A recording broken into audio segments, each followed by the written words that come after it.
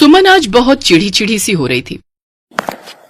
सुनील ने कई बार उससे पूछा पर वो जवाब ही नहीं दे रही थी। फिर अचानक से वो गुस्से में बोल ही पड़ी। तुम जानना चाहते हो ना मैं गुस्सा क्यों हूँ? गुस्से की वजह है सासू माँ। मैं जब भी कुछ खाने का बनाती हूँ वो मुंह बना लेती है। एक तो खाना बनाओ और ऊपर से ताने सुनो कि मैं खाना अच्छा नहीं बनाती हूँ। अरे सासू माँ की पसंद का खाना कैसे बनाऊं ये मुझे बताओ। कोई भी खाना ऐसा है जो उन्हें पसंद आए? जितनी मर्जी कोशिश कर लूं वो कभी मेरी तारीफ नहीं करती। मिर्च हल्की डालो तो कहेंगी तेज डाल, फीकी बनी है सब्जी। और जब मिर्ची तेज डालती हूँ तो कहती है तूने मिर्ची तेज कर दी है। जितना मर्जी कर लूं पर उन्होंने कभी मेरे हाथ के खाने को पसंद नहीं किया। मेरे गुस्से की यही वजह है। मैं क्या करूं सुमन, मैं माँ को कुछ कह भी तो नहीं सकता।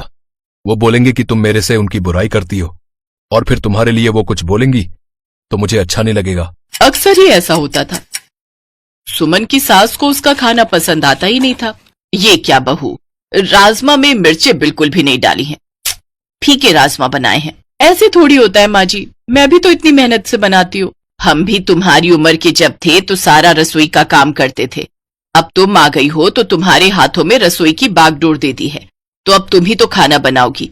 एक काम करो, आज करेले आलू की सब्जी बना लो, बढ़िया करारी सी बनाना। ठीक है माँ जी, सब्जी वाला जा रहा है, मैं करेले ले लेती हूँ। सुमन सब्जी वाले भैया को रोक लेती है। कच्चे कच्चे करेले देना, बीज वाला करेला ना हो। आंटी जी मुझे पता है आप अपनी पसंद की सब्जी लेते हो, इसलिए मैं आपको पका हुआ करेला नहीं दूंगा। ये देखो बढ़िया कच्चा करेला है। हाँ करेला तो बढ़िया है, एक काम कर 1 किलो कर दे। और सुन ये टिंडा कैसे दिया? टिंडा? अरे लगा दूंगा सही रेट आंटी जी, ले लो जितना लेना है। बहू कल भरवा टिंडे बनाना, मुझे भरवा टिंडे बहुत पसंद हैं। ठीक है बना दूंगी। सुमन ने रात को करेले बनाए और अगले दिन टिंडे, पर वो भी उसकी सास की पसंद के नहीं बने थे। ये उसकी सास का कहना था। बहू कोई फायदा नहीं, तुम बढ़िया खाना बना ही नहीं पा रही हो, मुझे तो बिल्कुल पसंद नहीं आता।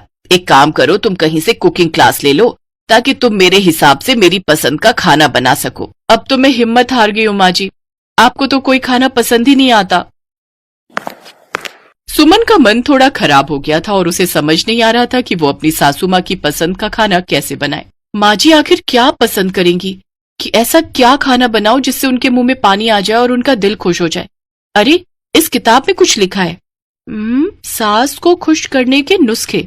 सास की पसंद की साड़ी खरीद कर दो, सास के रोजाना पैर छूकर आशीर्वाद लो, सास की पसंद का खाना उनके बचपन की डिश होती है, उन्हें वो बनाकर खिलाओ। मिल गया आइडिया, सासू माँ की बचपन की पसंदीदा डिश बनाकर उनको खिलाऊंगी जो सुनील की नानी माँ यानी कि सासू माँ की माँ बनाती थी।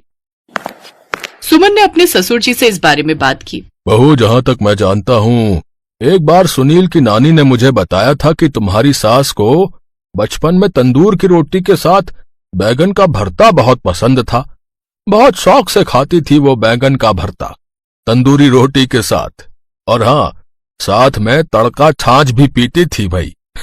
थैंक यू बाबूजी, आपने मुझे ये सब बताया। सुमन ने वही तंदूरी रोटी और बैंगन का भरता बनाने के बारे में सोचा।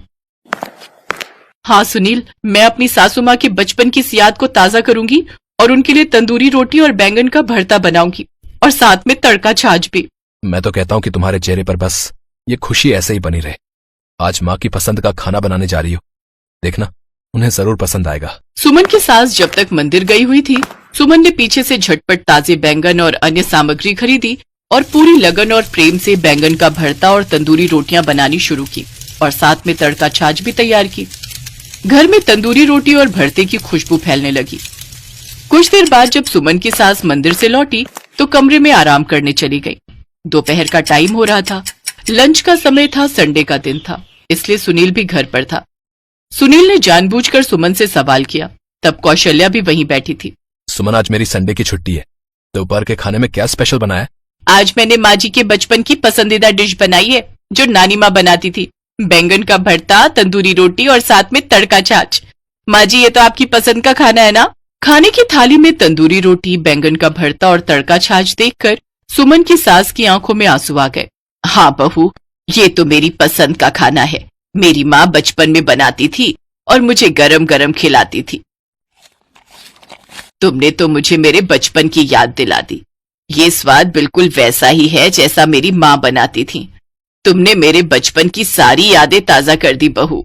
थैंक यू माँ जी, आपको मेरे हाथ का खाना पसंद आया, ये देखकर मैं बहुत खुश हूँ।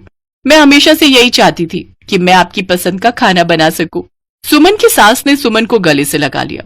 उस दिन से सुमन और उसकी सास का रिश्ता और भी मजबूत हो गया। सुमन ने यह साबित कर दिया कि प्यार और सम्मान से रिश्ते और भी मजबूत होते हैं। सुमन की एक छोटी सी कोशिश ने उसके और उसकी सास के बीच में एक प्यार भरा रिश्ता कायम कर दिया।